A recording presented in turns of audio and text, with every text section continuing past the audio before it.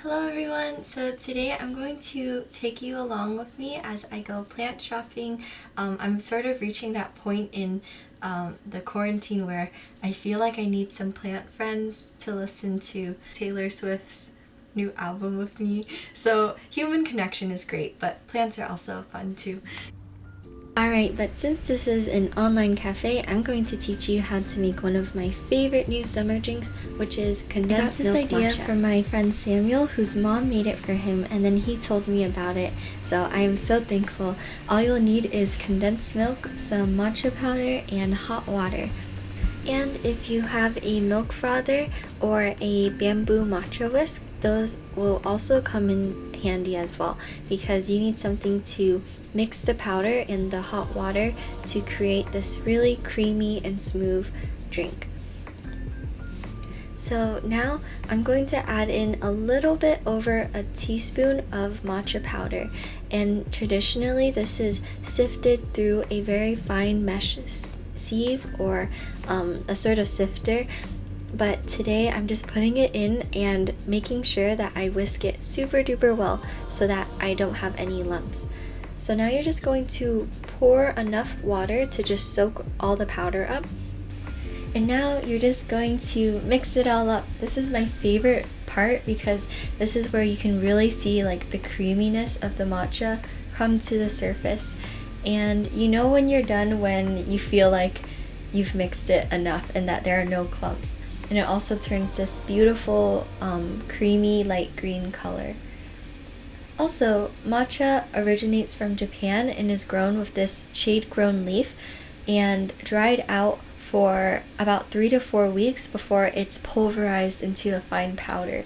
So you're basically eating the whole leaf, which means there are tons of antioxidants for you in there and also enough time for the caffeine to develop in the plant. So now I'm just taking out my condensed milk, literally like the gold of Vietnamese coffee. This is one of the best things to ever exist, condensed milk. So condensed milk is basically just cow's milk, but with all the water evaporated from it. So you just are left with this creamy, beautiful, silky product. And what you want to do now is to add in 2 to 3 spoonfuls of condensed milk. Now I'm going to serve it sort of like cafe soda style, where I'm just going to put in ice and then the rest of the drink. And as the ice melts during the day, like as you're drinking it, it will add more liquid to the cup. So yeah, now that you have the perfect drink to accompany your day, let's get started with the plant shopping. And this is the small amount of footage I got at the nursery because a lot of family-owned businesses in my area don't like filming. So I was really careful to respect that. I have plenty of traumatic events as a child, like taking pictures of things in stores and getting yelled at. So yeah, so I basically got everything that I could fit in my hands, but a better tip that I wish I would have done was bring my cardboard box, because that can act as like a cart, because a lot of small businesses might not provide these giant carts like Armstrong Centers or those other big name nurseries.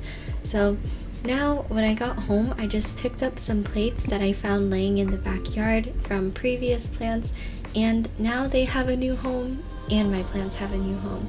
So it's a win-win for us and the environment too. And now I'm just going to introduce you to my plants via a cute little montage. So go ahead, grab a nice drink, and let's look at the plants. Also, side note, if you have access to a small family-owned nursery near you, definitely check there first, because I only got these for under $20 each, whereas online, like on the sale in Home Depot, they sell them for like $20 plus, even up to $67. So yeah, I'm using this montage to give you a good money saving tip, because I almost went to Home Depot. Now let's start the plant show and tell. This one's so cool because at night its leaves close up. Well, even though I have the light on in my room, it still senses that it's night and not day. So right now they're all fanning out, but soon enough it's going to close up like a tulip. And then the second one that I really liked, I kept coming back to, was this one. And I just love the design on the leaf and how it's sort of like a purple color at the bottom. Like, I just think that's super cool. And I also chose this because I saw that there were some baby ones growing at the bottom, and I was excited to see those grow.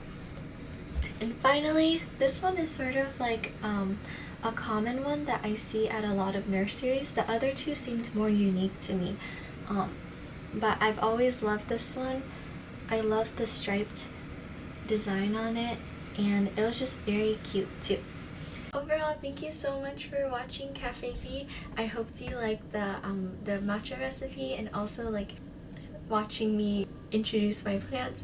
But yeah, if you liked this video, please let me know by giving it a thumbs up and also subscribing if you want to see more. But other than that, I hope you have a very good day, and I'll see you in the next video. Bye!